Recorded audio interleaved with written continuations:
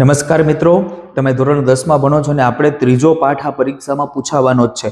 ત્રીજા પાઠનું આપણે fast revision કરવું છે.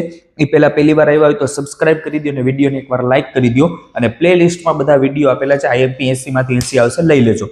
હે બાળક, પથારીમાંથી ઉઠ, સ્વસ્થ આચરણ કર, જગતના સર્જનહારનું યાદ કર ને ચોખ્ખું પાણી પી. 100 ડગલા તું બહાર ચાલીને શૌચ ક્રિયા માટે જા.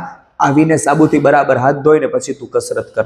તું શરીર પર તેલનું માલિશ કર, પછી સ્નાન કર. યોગ્ય વિધિ પ્રમાણે પોતાના કપડા બરાબર જાતે જ ધો.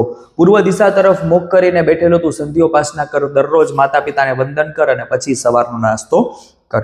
તું મિત્રો શાળાએ પાઠશાળાએ જા ને ત્યાં જઈને પાઠ ભણ. આમ પુત્રના હિતમાં મગ્ન પિતાએ પુત્રને આદેશ આપ્યો. તું દુષ્ટોનો સંગ છોડ, સજ્જનોની સોબત કર. રાત દિવસ પુણ્ય કર, હરિના નામનું સ્મરણ કર. બરાબર વિચારીને જવાબ આપવો જોઈએ, વગર વિચારીએ ન બોલવું જોઈએ. શત્રુના ગુણોને ગ્રહણ કરવા, ગુરુના દોષોનો ત્યાગ કરવો. શાશ્વત પરમ તત્વ પરમેશ્વરનું ધ્યાન ધર. ન આવેલા દુઃખનો ત્યાગ કર. શરીર સંબંધી સુખનો સ્વીકાર કર ને લોકોની સેવા કર. તો જો વિડીયો પસંદ આવ્યો હોય તો વિડીયોને લાઈક, શેર, સબસ્ક્રાઇબ કરજો. નેક્સ્ટ વિડીયોમાં મળીશ ફાસ્ટ રિવિઝન સાથે. આવજો, બાય બાય, થેન્ક યુ.